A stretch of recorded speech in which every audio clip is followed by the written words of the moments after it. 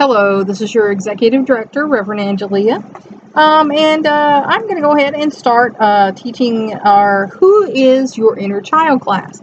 This is one of them was supposed to be taught this spring at the library, but of course, the COVID-19 came along, and so we were not able to have a presentation for the spring at the library, and we're not going to be able to have one, it looks like, for the summer at the library. So at some future time, this might be presented at the library.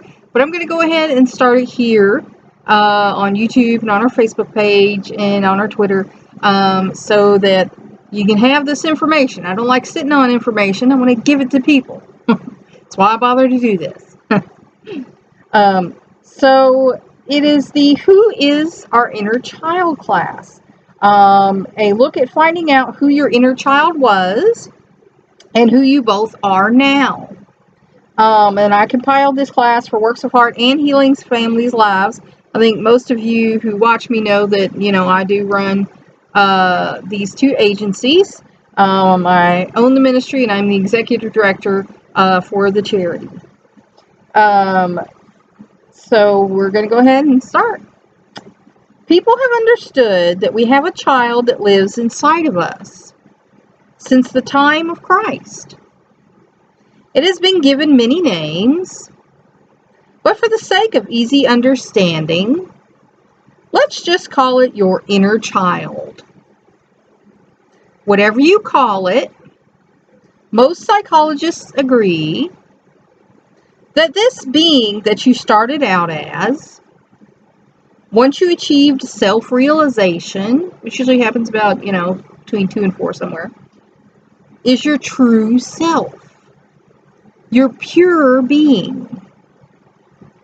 If you can remember back to when you were a small child, what you were like, what you believed, thought, felt, and liked back then, try to think about that now.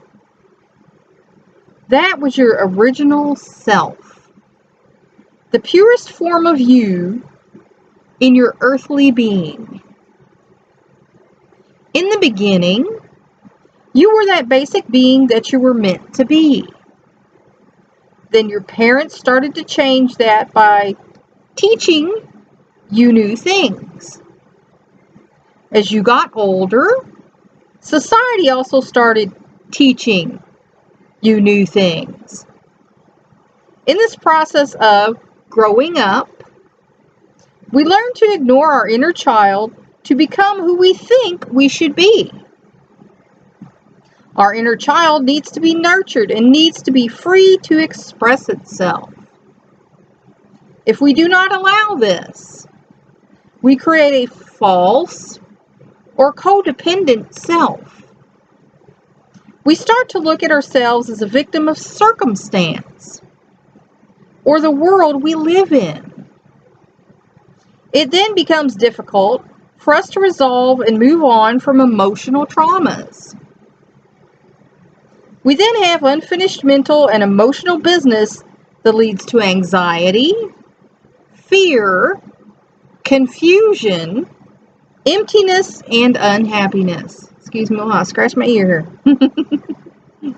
Most people who grew up in troubled families live their lives as a false or codependent self.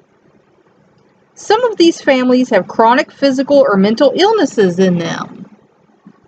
Some of these families are very rigid in their belief systems. Most of these parents are cold and unnurturing. But as grown-ups, we can go back and bring our inner child up out of this pit of despair. We can heal our inner child and break the bond to our false self and create a new being that is the sum of our experiences. That is what this class is about. Not everyone is abused or mistreated as a child. There are no measurement studies on people reporting how great their childhood was and how they felt so loved. There aren't many studies on how well people were nurtured and what great guidance they got from the adults in their lives. The reason for that people who grew up in a stable, loving home are not a problem in society, usually. The few studies that have been done estimate only 5 to 20% of the people grew up in a happy, loving home. That means that the rest of us did not grow up receiving the love that we needed. That means that the rest of us didn't get the nurturing that we needed to have happy, healthy relationships. Nor did we receive the positive reinforcement that would give us the self-esteem necessary to feel good about ourselves and make choices that supported our best interests. It's hard to just decide where you stand in relationships with yourself and others. We can't see ourselves clearly enough because we are too close to our own situation. You may need to answer a few questions honestly. The following questions can help you see the level of your inner wounds. They can also help you see how resilient you are and capable. You may realize that you can live the life of your dreams with a little effort. Okay, in the physical presentation of this at the library, everyone will get a handout. So it says circle the word that most applies to how you truly feel. So on YouTube purposes, think about the word that most represents how you truly feel. And you can actually write it down. This will probably help you if you write it down. Some people forget what they answered. So write it down on a little sheet of paper. Number 1, do you seek approval and affirmation? The answers are never, seldom, occasionally, often, and usually. You can pause the video and write the question down and write your answer down and then come back to that.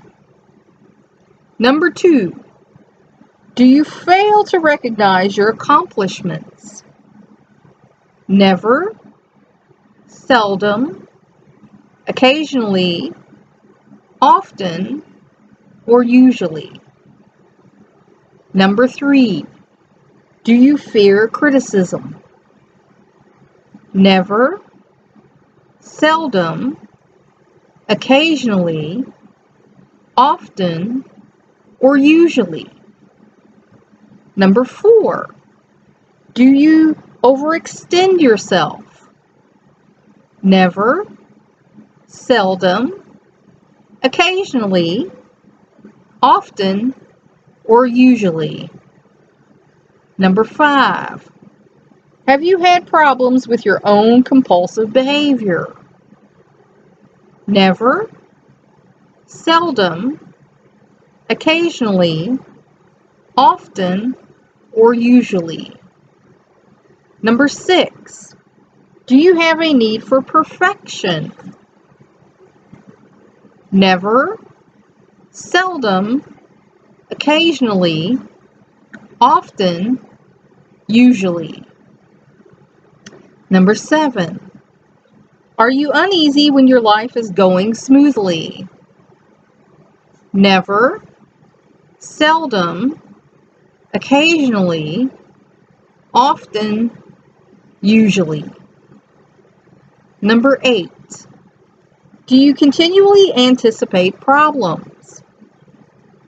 Never, seldom, occasionally, often, usually.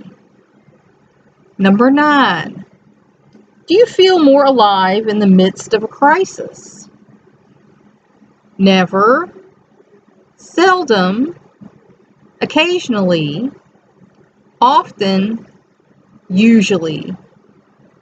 Number 10, do you care for others, but find it difficult to care for yourself?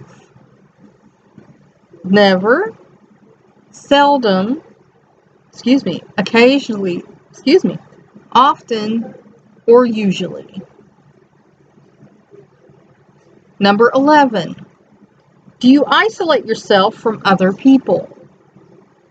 Never, seldom, occasionally, often, usually. Number 12. Do you have anxiety to authority figures and angry people? Never, seldom, occasionally, often, usually. Number 13. Do you feel that individuals and society in general are taking advantage of you?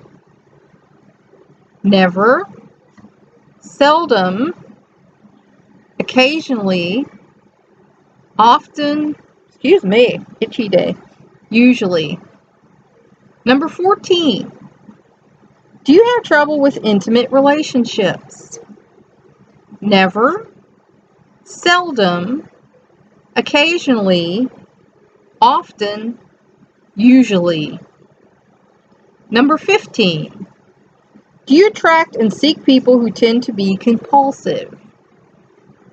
Never, seldom, occasionally, often, usually. Number 16. Do you cling to relationships because you are afraid of being alone? Oh my goodness. Never, seldom, occasionally, often, usually. Number 17. Do you often mistrust your own feelings and the feelings expressed by others? Never, seldom, occasionally, often, usually. Number 18. Do you find it difficult to express your emotions? Never, seldom, occasionally, often, usually. If you answered occasionally, often, or usually to any of these questions, you may want to continue this class. Here are some other questions to ask yourself. Number 1. Do you fear losing control? Never, seldom, occasionally, often, or usually. And again, you can stop, pause, write your question and answers down. Number 2. Do you fear your own feelings? Never, seldom, occasionally, often, usually. Number 3. Do you fear conflict and criticism? Never, seldom, occasionally, often, usually. Number 4. Do you fear being rejected or abandoned? Never, seldom, occasionally, often, or usually. Number 5. Do you fear being a failure? Never, seldom, occasionally, often, or usually. Number 6. Is it difficult for you to relax and have fun? Never, seldom, occasionally, often, or usually. Number 7. Do you eat, work, drink, use drugs, or seek thrills compulsively? Never, seldom, occasionally, often, usually. Number 8. Have you been to therapy, but still feel like something is missing? And that's a yes or no question. Number 9. Do you feel empty or sad? Never, seldom, occasionally, often, or usually. Number 10. Do you feel numb? Never, seldom, occasionally, often, usually. Number 11. Is it hard for you to trust others? Never, seldom, occasionally, often, usually. Number 12. Do you have a strong and rigid sense of responsibility? Never, seldom, occasionally, often, usually. Number 13. Do you feel unsatisfied in your personal life and with your work? Never, seldom, occasionally, often, usually. Number 14. Do you have feelings of guilt, even for things that you have no control over? Never, seldom, occasionally, often, usually. Number 15. Do you feel inadequate to most tasks? Never, seldom, occasionally, often, usually. Number 16. Do you have low self-worth? Never, seldom, occasionally, often, usually. Number 17. Do you have fatigue, aches and pains with your doctor unable to explain why this should affect you to this degree? Never, seldom, occasionally, often, usually. Number 18. Is it difficult for you to spend much time with your parents? Never, seldom, occasionally, often, usually. Y'all have to excuse my itching here. I have allergies, you know. Number 19. Do you have problems explaining your feelings to others? Never, seldom, occasionally, often, usually. Number 20. Do you ever feel like you were mistreated, abused, or neglected as a child? Never, seldom, occasionally, often, usually. Number 21. Do you have difficulty asking for what you want? Never, seldom, occasionally, often, usually. Even if you did not answer more than occasionally to any of these questions, you may not be being totally honest with yourself. In this class, I show you some basic principles to finding you. The answer lies in untying your inner child and setting them free into your life. We will start to heal your inner child's wounds. This will lessen your confusion, pain, and suffering. Healing your inner child takes time. You must work at it and be disciplined, in your approach. This class is just a start, but it can be a helpful tool to start you on your journey of discovering you. The most common damage to our inner child takes place through child abuse and neglect. It can come from living with an alcoholic parent. It can be a combination of all three. Not all alcohol and drug abusers get help, even though it is commonly available today. Alcoholism is a compulsion disease. A lot of abused children grow up with parents who are addicts.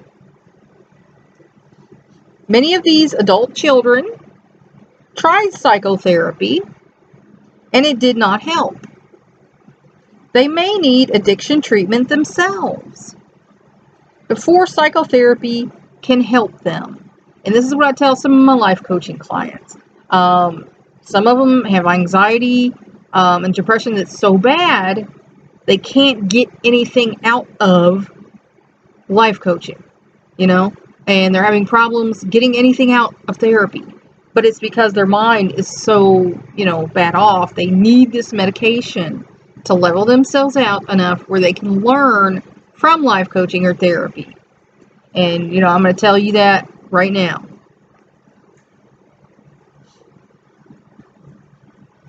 You can't be a closet addict and solve your inner problems. Psychology is just starting to realize how much wounding the inner child affects our whole development as a person. A lot of children of abuse become addicts. More and more psychotherapists and addiction specialists are working together to treat adult children of abuse. Before the 1970s, an alcoholic was just considered a drunk. But we are starting to see that the family dynamic plays a part in how well a person can cope or needs to turn to coping mechanisms, including addictive behaviors. Before the 1950s, people assumed that if anything bad happened to you as a child, as an adult, you could just get over it and move on. In the 1960s, psychologists started to see more and more cases where abuse and addiction intersected.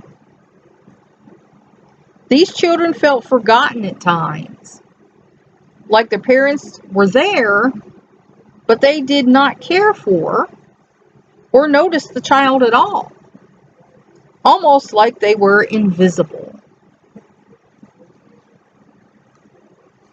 In the 1980s, more programs for addicts were developed. There are many specialists in this area today. Support groups are on the rise, and we run two of those, the Survivors of Abuse and Survivors of Sexual Assault and Molestation support groups on Facebook. So if you'd be interested in that, message me and I can hook you up with that. In order for us all to mature, the child within must be brought forward to our now. They must heal and come to live with us as our core. When psychologists started learning about the human unconscious mind, they realized that there was an inner child that was at the root of our being. Freud opened the door to such studies with his trauma theory. Even though Freud discarded his theory to follow some less effective treatment approaches, he started focusing on drives and sexuality instead. Some of Freud's students did carry on work with trauma to the inner child, thankfully. But it has been slow going on working with inner children. Now, family therapy is a common thing. Psychotherapy has recognized the true self as being of the utmost importance to overcoming childhood trauma. Our inner child knows who we are and how we became a false self, or codependent, or just who we are now. In order to live our lives to the fullest, we have to heal our inner child and then become its best parent or guardian who takes care of it and shows it the unconditional love, caring, and compassion that it needs. After studying psychology for many years, Freud and Jung became my favorites. Or Jung, however you want to pronounce them. I know there's some people who's nitpicky about that. And learning hard lessons from my parents, and from studying child development and hearing many support groups participants' stories, I am not the first to dabble in child mistreatment. Alice Miller started it in 1979. She studied abuse and neglect. She also studied how psychotherapy worked in these cases. She wrote 3 books. She only brought up alcoholism a few times, but in all of the research, most all children of alcoholics were abused and or neglected. Many of her patients were children of alcoholics. Children of alcoholics and codependents manifest a lot of the same symptoms. She did her best for her time, I think. We have learned a lot more since then. A lot of psychology classes didn't touch on addicts or codependents as a primary illness, just a symptom. Many of these people were just viewed as having a weak personality. One of the biggest breakthroughs came by accident. A doctor working with cancer patients was using psychotherapy and guided imagery with them, and it helped immensely. They found out that many cancer patients had trouble asking for what they needed or wanted to help them recover. The doctors then set about making lists to help them express and get their needs met. They decided that all illnesses could benefit from such help. When we heal our inner child, we can alleviate a lot of our suffering.